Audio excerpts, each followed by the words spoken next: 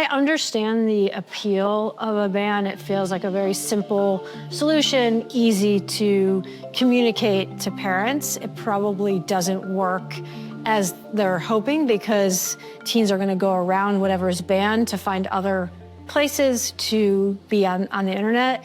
We do think that there is a legislative solution that can accomplish what they're trying to do, which is really to slow down access to services, basically creating a model where you would have parental approval to download that app and then any app on the internet, and then that enables a parent to give the age to say yes or no to an app. In a way, it says you can't have access until your parent gives permission. Already in the US, because of an FTC consent decree, for in-app purchases, they have to do this anyway. So this is literally just taking it to the approval stage. But yes, think of it, you're a parent, you go to purchase a phone, or a responsible adult in a teen's life, you go to purchase a phone, you have to set up the account where they know who the adult is and who the minor is. That's so that they can collect, the wireless service fees, et cetera. And they also know who's the owner and has attached to that credit card. They have this moment in time where age is collected. We're literally saying, once you know you have an account of someone who's under the age of 16, set it up in a way that the parent has to say yes or no to download an app. It also means that we get an age signal. We're not going to stop doing the things that we do to try to ensure that we have the right age signal, but that initial age signal from a parent is very useful and helpful. We can then provide an age-appropriate experience, and importantly, we can also give parents directly the controls that they're looking for. In Australia, the government on December 10 introduced the world's first under-16 social media ban. What did users on Meta's platform see on December 10 if they're under 16 and they tried to log on that day? Yeah, interestingly, we started working on this even before the deadline. So before that date came, we started sending notifications to teens because it felt like it would be a big change for them, letting them know that their account was going to be deactivated, that if they wanted to download the content, because remember, their lives are oftentimes very intermeshed, they'd be able to download that content, but that their account would be deactivated when they hit the right age, they could come back, and we would have, if they want, we would have saved that so that they could reactivate their account. And how many under 16 accounts have you removed since December 10, or since the beginning of your policy? I don't have the number as of today, but I think we reported out about 550,000 accounts in that initial run. We are continuing to try to put in place ways to identify accounts that shouldn't be on the platform so people can report accounts to us. It's a very challenging area. And as you can imagine, teens are trying to get around the ban, set up new accounts. We've had to you try to use technology to stop that as well. So we know somebody's age, if they tell it to us, we have some technology that can tell us who's over 18, who's under 18, to identify those who are under 13.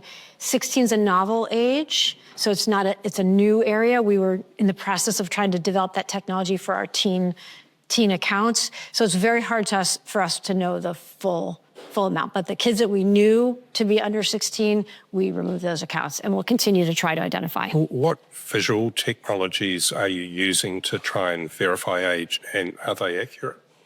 It's a good question. So we use a number of different ways. You can provide an ID. We also use a service called Yoti that is designed to use basically facial age estimation.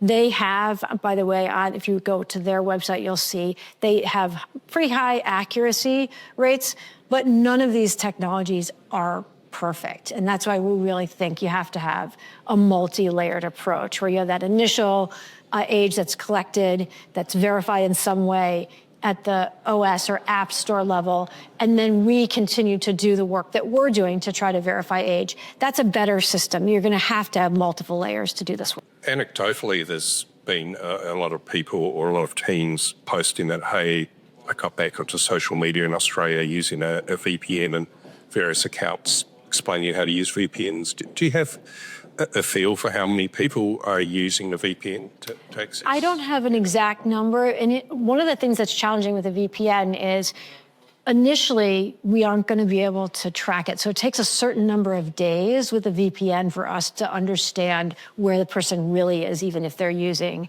a VPN. So it is unfortunately a way that people can try to get around these systems. It's one of the reasons that we've built out a whole reporting system so that a parent can come to us if they see that their teen is still accessing. Interestingly, in Australia, a lot of parents are not that, they were very gung-ho for the ban initially, and now that it's here, they're not that interested in actually helping to effectuate it. So this is why that OS App Store solution, I think, just gives parents a much simpler way to try to monitor. You added teen controls for Instagram in New Zealand last year, and you're in the process of adding them to your other platforms. Why did it take so long? It's very, very complicated. So imagine you're a teen, you've been on our platform for years, your account is public, or you have a different privacy setting. We're changing your privacy setting. We're changing your content experience. We're changing who can connect with you or message with you. We needed to test that, make sure it worked. We rolled it out, I wouldn't say super slowly, but slowly initially, so that if there were any bugs or things that we didn't intend to happen, we were able to correct them before we launched it globally.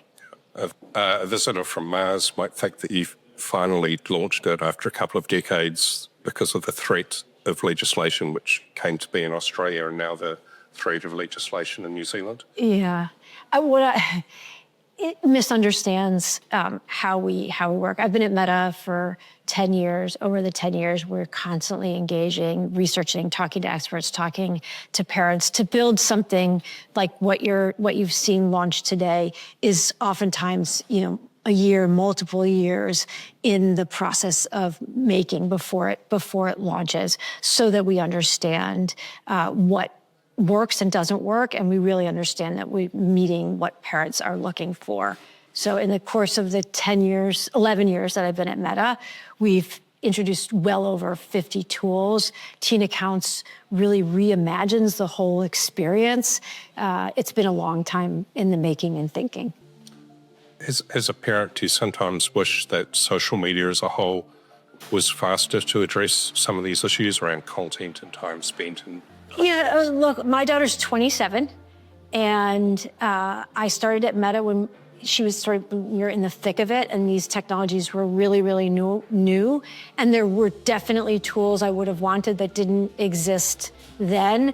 This is a space that it doesn't feel like it now to parents, but it's a relatively young space, and we've been developing tools all along the way as we've learned more from parents, understood how teens are using our platform. It's certainly easy to say now I would have wanted everything that we have now then, but it does take a while, and our services have changed over time. I mean, if you think about how teens were using Instagram or Facebook for that matter, it was a relatively static experience initially. It was photos, posts, now we have videos and reels, and it's really evolved, and messaging has become a much more important part of all of these services. So these services were also in the process of developing, these apps were developing at the time.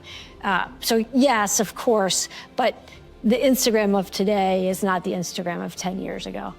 Well, I think that what I'll say about the litigation is we don't agree with the allegations. We've had a long history of taking in concerns and trying to build safe, age-appropriate experiences. I think the evidence will bear that out through the course of time.